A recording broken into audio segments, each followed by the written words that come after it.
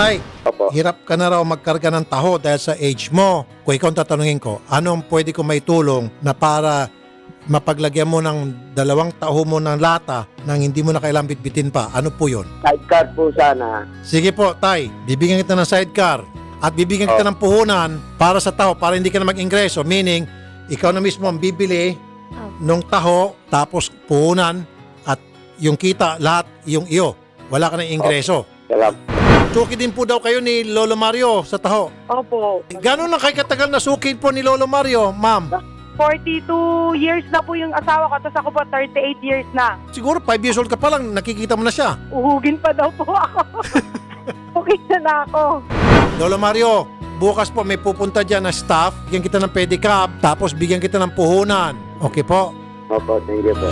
Rapi tulpo, isang taong hindi ka iiwanan. Basta nasa tama ka, ilalabang ka ng patayon. Kahit na sariling reputasyon niya ang itaya, ipagtatanggol ka niya kahit siya ang mapahiya. Ang sarap kapag panatagsan man ng iyong tungtungan, dahil merong rapi tulpo ka na masusumbungan. Pag sa hirap ang lahat ay gusto mo ng tuldukan, gagawa ng paraan pa siya ang iyong tinakbuhan. Di lang basta solusyon sa iyong pinagdadaanan. Maraming mahirap ang binigyan ng kabuhayan, mga tao na binuhay ang pag-asa na naglaho na, mga taong sumuko na sa buhay ibinangon niya.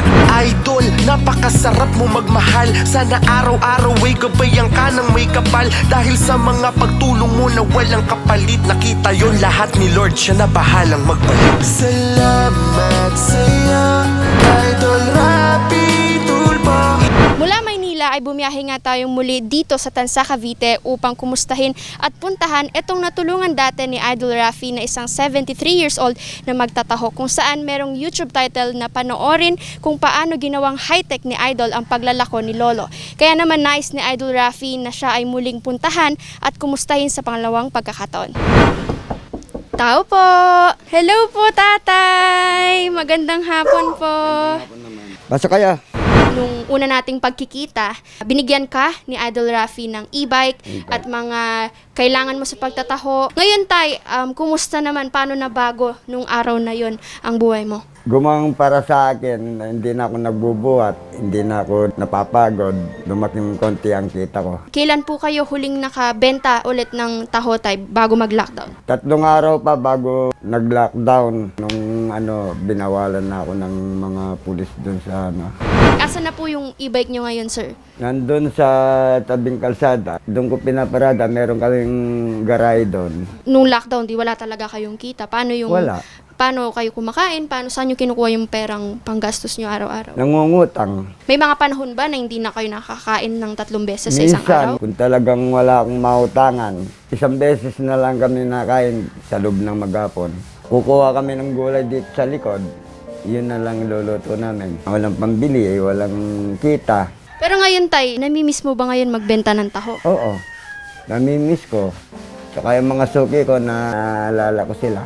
Matagal na kaming hindi nagkikita, mga 2 buwan na. Panahon na nagka-lockdown nga, paano yung adjustment na ginawa ninyo? Tipid-tipid. Yun, nakaraos ng 2 buwan. Hindi ko alam kung kailan pa matatapos yan. May natanggap ba kayong ayuda? 6,500. Binabili na ng pagkain. Yung iba, tinatago ko, nagbabayad namin ng ilaw at saka bahay. Dito sa bahay ninyo tay, sino ngayon ang kasama ninyo sa kanong panahon ng lockdown? Yung mga po ko, Gaano ba kahirap yung sitwasyon na wala kayong makain sa isang araw? mahirap talaga. Kung minsan, 1 beses lang kami kumakain sa loob ng maghapon.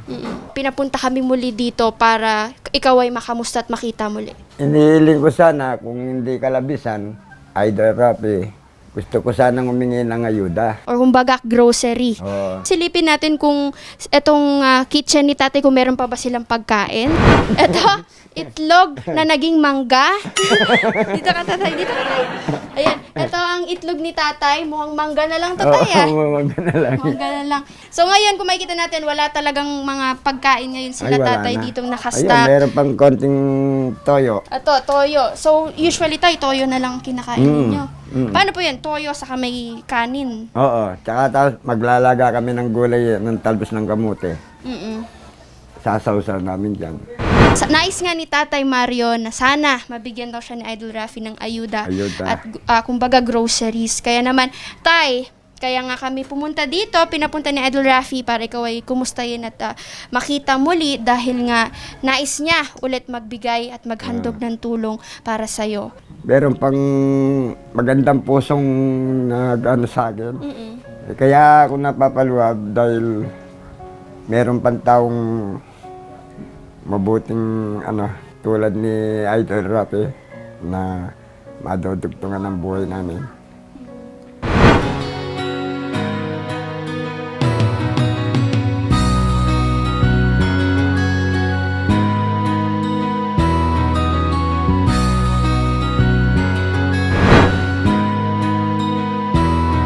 Rapi Tulpo, isang taong hindi ka iiwanan. Basta nasa tama ka, ilalabang ka ng patayon. Kahit na sariling reputasyon niya ang itaya, ipagtatanggol ka niya kahit siya ang mapahiya. Ang sarap kapag panatagsan man ng iyong tungtungan, dahil merong Rapi Tulpo ka na masusumbungan. Pag sa hirap ang lahat ay gusto mo ng tuldukan, gagawa ng paraan pa siya ang iyong tinakbuhan. Di lang basta solusyon sa iyong pinagdadaanan. Maraming mahirap ang binigyan ng kabuhayan, mga tao na binuhay ang pag-asa na naglaho na, mga taong sumuko na sa buhay ibinangon niya.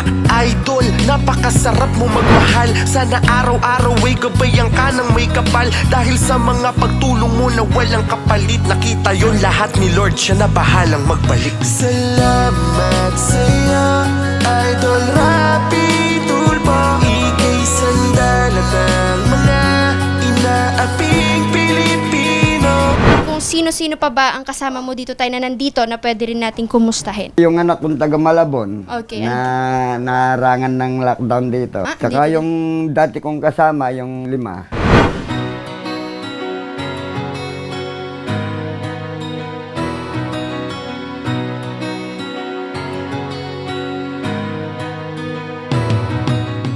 Kayo po ay pang ilang anak ni Tatay? Pang-apat po. Ano masasabi mo po sa tatay ninyo, Ma'am Alma, na 73 years old, nakikipagsapalaran pa rin at gustong mabuhay para sa pamilya at mga apo niya? Tay, mahal na mahal ko po kayo, Tay. Ingat po kayo lagi pag titinda po. Ang mga anak ko, mahal na mahal ko mga yan. Kahit saan sila, naalala ko sila. Etong mga pinamili ni Idol Rafi para sa inyo? Excited na excited na. Okay, yay! Rapi Tulpo, isang taong hindi ka iiwanan. Basta nasa tama ka, ilalabang ka ng patayon. Kahit na sariling reputasyon niya ang itaya, ipagtatanggol ka niya kahit siya ang mapahiya. Ang sarap kapag panatagsan man ng iyong tungtungan, dahil merong Rapi Tulpo ka na masusumbungan. Pag sa hirap ang lahat ay gusto mo ng tuldukan, gagawa ng paraan pa siya ang iyong tinakbuhan. Di lang basta solusyon sa iyong pinagdadaanan. At ayan na nga, Tatay Mario, kanina ay talagang walang-wala dito tayo malagay. At dahil nga kay Idol Rafi, eto na po lahat ng groceries at paayuda na hiling nyo kanina at automatic nandito na po. Ano pong nararamdaman ninyo ngayon, Tay? Masayang masaya. Hindi ko iniisip na nandito na yung inihiling kong ayuda. Sobrang saya ko. Naalala ko ni Idol Rafi. The best ka talaga, Idol. Rapi Tulpo, isang taong hindi ka iiwanan. Basta nasa tama ka, ilalabang ka ng patayon. Kahit na sariling reputasyon niya ang itaya, ipagtatanggol ka niya kahit siya ang mapahiya. Ang sarap kapag panatagsan man ng iyong tungtungan, dahil merong Rapi Tulpo ka na masusumbungan. Pag sa hirap ang lahat ay gusto mo ng tuldukan, gagawa ng paraan pa siya ang iyong tinakbuhan. Di lang basta solusyon sa iyong pinagdadaanan. Maraming mahirap ang binigyan ng kabuhayan, mga tao na binuhay ang pag-asa na naglaho na, mga taong sumuko na sa buhay ibinangon niya.